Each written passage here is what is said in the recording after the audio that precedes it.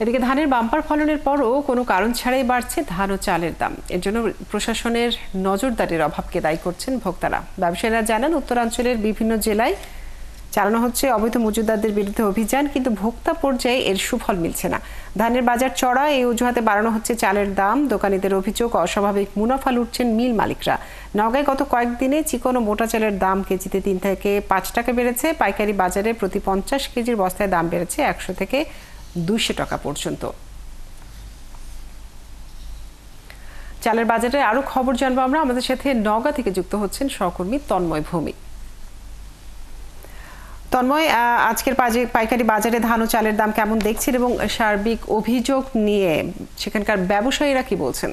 ধন্যবাদ কাজুরি। আপনাকে জানিয়ে রাখি যে নওগাঁ কিন্তু সারা দেশের মধ্যে অন্যতম জেলা, বিশেষ করে ধান চালের মোকাম হিসেবে পরিচিত। সেই ধানে নওগাঁতে ইরুবোরো ও আউশ ধান কিন্তু উৎপাদন হয়ে থাকে। এবারও চলতি ইরুবোরো মৌসুমে কিন্তু বাম্পার ফলন হয়েছে, ফলে কৃষকের কিন্তু একটা ভালো দাম যখন আশা করছিল, তখন কিন্তু ব্যবসায়ীদের যে সিন্ডিকেট, সেই সিন্ডিকেটের ফলে কিন্তু 1250 থেকে 1300 টাকা দামে প্রথমে কেনা বেচা হয়েছে। যখন যত প্রান্তিক কৃষক আছে, তখন কিন্তু তারা কিন্তু ন্যায্য দাম পাননি। কিন্তু হঠাৎ করে এই ঈদ পরবর্তীতে সেখানে কিন্তু হঠাৎ করে ধানের দাম বৃদ্ধি করে দেওয়া হয় 100 থেকে 150 টাকা 200 টাকা পর্যন্ত। এই বৃদ্ধি করার ফলে কিন্তু সরকারকে ধোঁকা দিয়ে কিন্তু তারা ধানের দাম বৃদ্ধির অজুহাতে কিন্তু তারা লক্ষ লক্ষ যে মেট্রিক টন ধান মজুত করেছিল, সেটা কিন্তু একটা অতিরিক্ত মুনাফা লাভ অর্জন করেছে, অর্থাৎ আয় করেছে। এরপরে কিন্তু যে সারা দেশে যখন এই নিয়ে যখন টনক নড়ে সরকারের, যে তারা ধান চালের দাম বৃদ্ধি হয়ে গেছে বা চালের দাম বৃদ্ধি হয়ে গেছে, এরপরে কিন্তু সরকার একটা ভালো অভিযান পরিচালনা করেছে সারা দেশে। সেখানে কিন্তু এই যে খাদ্য বিরোধী অভিযান, সেখানে কিন্তু পরিচালনা করেছে, সেটা নওগাঁতেও করেছে এবং প্রায় 8 থেকে 12টি প্রতিষ্ঠানের বিরুদ্ধে মোটামুটি জরিমানা করেছে এবং জেলও দিয়েছেন। কিন্তু তার পরবর্তীতে কিন্তু হঠাৎ করে গত কয়েকদিন থেকে কিন্তু চালের দাম কিন্তু আবার বৃদ্ধি পেয়েছে এবং খাদ্য বিরোধী যে অভিযান ছিল, সেটা কিন্তু স্থবির হয়ে পড়েছে। আপনাকে জানিয়ে রাখি যে আমরা এই ব্যাপারে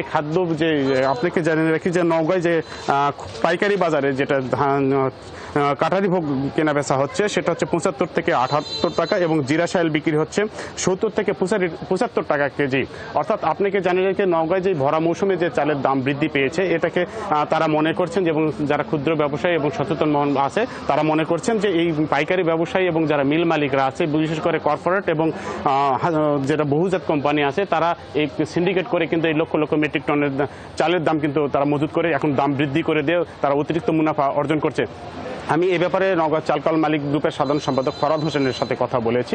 তিনি বলেছেন যে বর্তমান যে গত কয়েকদিন আগে সরকার ঘোষণা দিয়েছে যে বিদেশ থেকে চাল আমদানি করা হবে। এর ফলে কিন্তু নওগাঁতে যে ধানের বাজার কিন্তু 20 থেকে 30 টাকা কমে গিয়েছে। কিন্তু আমরা এখানে যারা ব্যবসায়ী আছেন তাদের সাথে কথা বলেছি, গত কয়েকদিন থেকে কিন্তু ধানের দাম কিন্তু আবার বৃদ্ধি পেয়ে গেছে, অর্থাৎ প্রতি মনে সেখানে 20 থেকে 50 টাকা পর্যন্ত বেড়েছে। আপনাকে জানিয়ে রাখি যে বর্তমানে নওগাঁর যে সবচেয়ে ভালো ধানের দাম জিরা সাইল, সেটা 1670 থেকে 1720 টাকা দরে কেনা বেচা হচ্ছে এবং কাঠারি ভোগ বিক্রি হচ্ছে সেখানে প্রায় একই রকম দামে কেনা বেচা হচ্ছে। এই যে দাম বৃদ্ধি হচ্ছে, এটার ফলে কিন্তু এখন পর্যন্ত নওগাঁয় যে চিকন জাতের যার আপনি জানেন যে জিরা সাইল এবং কাঠারি ভোগের যে চালগুলো সবচেয়ে ভালো মানের, সেই চালের মধ্যে আপনাকে অনেক ধন্যবাদ যুক্ত থাকার জন্য। দর্শক, আমাদের সাথে নওগাঁ থেকে চালের বাজারের খবর জানাচ্ছিলেন আমাদের সহকর্মী তন্ময় ভৌমিক।